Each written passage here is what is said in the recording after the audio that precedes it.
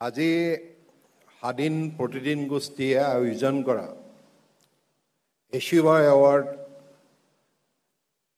2024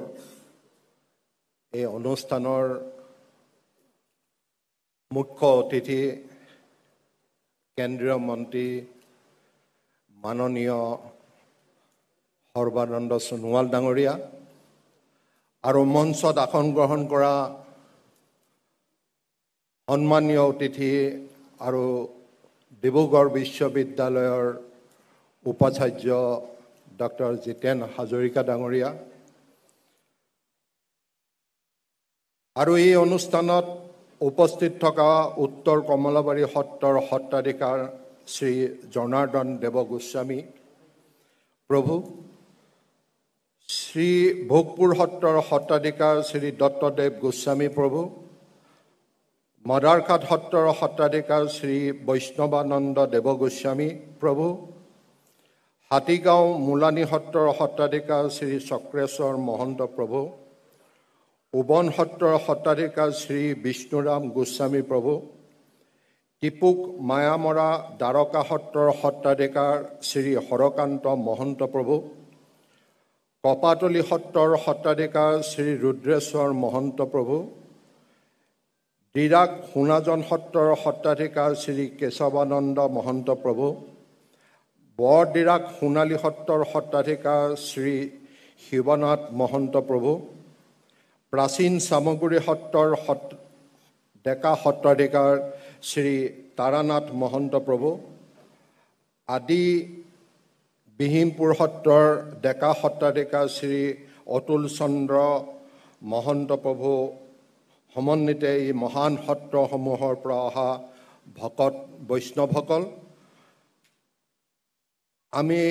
আপোনালোক আটাইকে স্বাধীন প্ৰতিদিন গোষ্ঠীৰ তৰফৰ পৰা ভক্তি ভৰা আদৰ নিবেদন কৰিছোঁ। আজি এই অনুষ্ঠানত আদৰণি জনাই গৌৰৱবোধ কৰিছোঁ নাৰায়ণপুৰ মাধৱদেৱ বিশ্ববিদ্যালয়, গোলাঘাটৰ সতী সাদিনী বিশ্ববিদ্যালয়, মাজুলী সাংস্কৃতিক বিশ্ববিদ্যালয়, চাবুৱাৰ অনিৰুদ্ধদেৱ ক্ৰীড়া বিশ্ববিদ্যালয়ৰ মাননীয় উপাচাৰ্য মহোদয়সকল, ডিব্ৰুগড় বিশ্ববিদ্যালয়ৰ মাননীয় পঞ্জীয়ক, অধ্যাপক, গৱেষক, বিষয়া কৰ্মচাৰীৰ সৈতে অতি হেঁপাহৰ শিক্ষাৰ্থীসকল, আমি জনাবলৈ পাই সুখী হৈছোঁ যে আজিৰ অনুষ্ঠানটোৰ সৌষ্ঠৱ বৃদ্ধি কৰি আমাৰ মাজত উপস্থিত আছে ডিব্ৰুগড় বিশ্ববিদ্যালয়ৰ প্ৰাক্তন উপাচাৰ্য ডক্টৰ কন্দৰ্প কুমাৰ ডেকা ছাৰ আৰু তেখেতকে ধৰি কেইবাগৰাকীও সন্মানীয় অৱসৰপ্ৰাপ্ত অধ্যাপকো আমাৰ মাজত উপস্থিত আছে। ইয়াৰ উপৰিও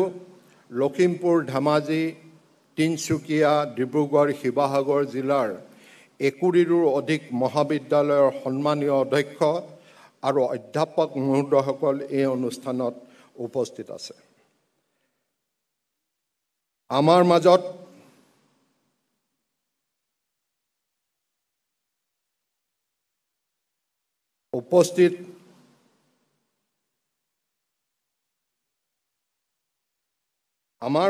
উপস্থিত আছে অসম চৰকাৰৰ মাননীয় মন্ত্ৰী বিমল বৰা ডাঙৰীয়া, আমি আদৰণি জনাইছোঁ। ইয়াৰ উপৰিও ৰাজ্যৰ বিভিন্ন জাতীয় জনগোষ্ঠীয় দল তথা ছাত্ৰ সংগঠনৰ নেতা কৰ্মীৰো সমাহাৰ ঘটিছে এই অনুষ্ঠানত। আমি অতিশয় গৌৰৱান্বিত যে অসমৰ বিভিন্ন জাতি জনগোষ্ঠীৰ লোকে তেখেতসকলৰ পৰম্পৰাগত তথা বাৰেৰহণীয়া সাজপাৰ পৰিধান কৰি আমাৰ অনুষ্ঠানত উপস্থিত থাকি স্বাধীন প্ৰতিদিন গোষ্ঠীৰ অনুষ্ঠানটিৰ সৌষ্ঠৱ সম্পূৰ্ণ মাত্ৰাই বৃদ্ধি কৰিছে। আমাৰ আমন্ত্ৰণ ৰক্ষা কৰি এচিভাৰ এৱাৰ্ড এই অনুষ্ঠানত উপস্থিত থকা বিশিষ্ট সমাজকৰ্মীসকল, অসমৰ বিভিন্ন ৰাজনৈতিক দলৰ নেতা কৰ্মী তথা ৰাজ্য চৰকাৰৰ বিভিন্ন নিকায় নিগম, স্বায়ত্তশাসিত পৰিষদ, উন্নয়ন পৰিষদ আৰু অন্যান্য ক্ষেত্ৰৰ অধ্যক্ষ, উপাধ্যক্ষ, সঞ্চালক সচিব, সন্মানীয় কাৰ্যবাহী প্ৰমুখ্যে আই অসমীৰ সকলো স্তৰৰ সুসন্তানসকলক আমি উষ্ম আদৰণি জনাইছোঁ।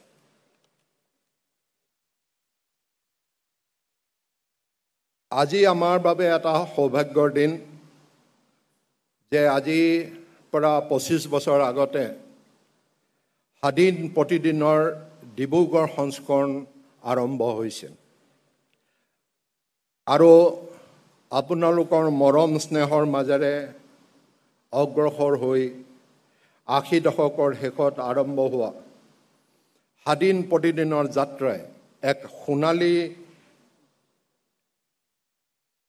সোণোৱালী ক্ষণত আমাক উপনীত কৰোৱাইছে।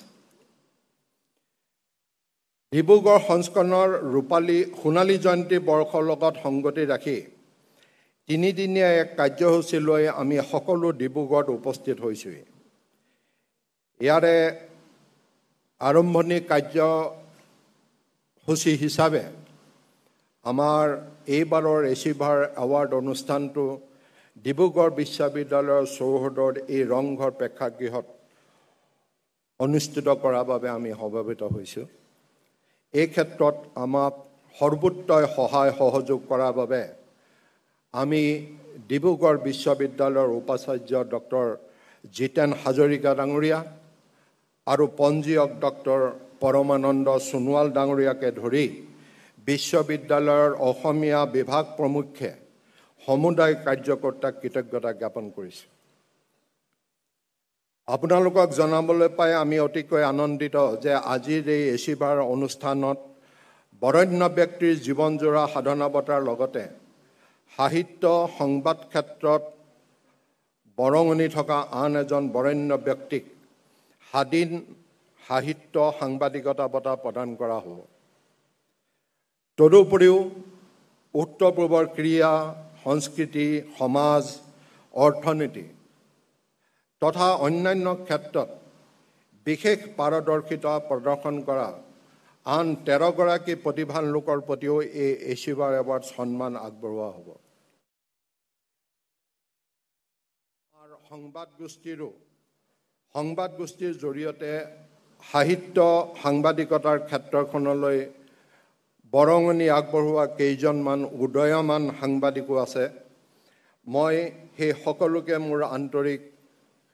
অভিনন্দন জ্ঞাপন কৰিছোঁ। এইখিনিতে এটা কথা ক'বলৈ পাই আমি প্ৰশান্তি অনুভৱ কৰিছোঁ যে অসমৰ ৰাইজৰ আশীৰ্বাদ আৰু আমাৰ পিতৃ তথা প্ৰপিতামহ হেমকোষ প্ৰাণ দেৱানন্দ বৰুৱা আৰু ভাষা ৰজা হেমচন্দ্ৰ বৰুৱাৰ অনুপ্ৰেৰণাৰে আগবাঢ়ি আজি স্বাধীন প্ৰতিদিন গোষ্ঠী অসম তথা উত্তৰ পূৰ্বাঞ্চলৰে নহয় ভাৰতবৰ্ষৰে এক অগ্ৰণী সংবাদ গোষ্ঠীত পৰিণত হৈছে। সফলতাপূৰ্ণ এই দীঘলীয়া যাত্ৰাত অসমৰ জাতি জনগোষ্ঠীৰ সৰ্বস্তৰৰ ৰাইজ, বিভিন্ন চহৰ গ্ৰাম্য অঞ্চলত সিঁচৰিত হৈ থকা আমাৰ সংবাদ কৰ্মীসকলৰ লগতে ৰাজ্যৰ বৌদ্ধিক আৰু ৰাজনৈতিক ক্ষেত্ৰৰ নেতা কৰ্মীসকলৰ আমি অকুণ্ঠ সহযোগিতা লাভ কৰিছোঁ, যাৰ বাবে এয়া সম্ভৱপৰ হৈছে। সেয়ে এই সহযোগিতাৰ বাবে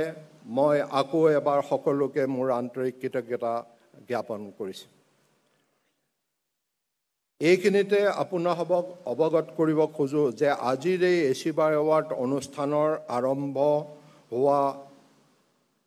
তিনিদিনীয়া কাৰ্যক্ৰমিকাৰ ভিতৰত কাইলৈ সন্ধিয়া ঐতিহ্যপূৰ্ণ চকীডিঙি খেলপথাৰত এক বৰ্ণিল সাংস্কৃতিক অনুষ্ঠানৰো আয়োজন কৰা হৈছে। সৰ্বোপৰিও স্বাধীন প্ৰতিদিন গোষ্ঠীৰ অনুপ্ৰেৰণাৰ মূল উৎসস্বৰূপ আৰু অসমীয়া ভাষা তথা জাতীয় জীৱনৰ সংকটৰ সময়ত অসমীয়া ভাষাৰ পুনৰ প্ৰাণ প্ৰতিষ্ঠা কৰা আমাৰ প্ৰপিতামহ হেমচন্দ্ৰ বৰুৱাৰ পূৰ্ণ অৱয়ৱৰ এক ব্ৰঞ্জৰ প্ৰতিমূৰ্তি ডিব্ৰুগড় বিশ্ববিদ্যালয়ৰ চৌহদত প্ৰতিষ্ঠা কৰা হৈছে। আৰু এইগৰাকী মহামানৱৰ 190 সংখ্যক জন্ম দিৱসৰ লগত সংগতি ৰাখি অহা 10 ডিচেম্বৰৰ পুৱা 10 বজাত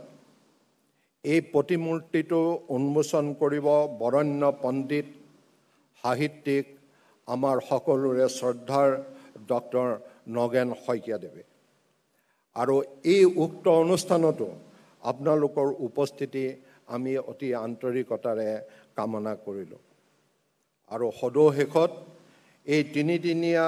এই সমুদায় কাৰ্যসূচীলৈ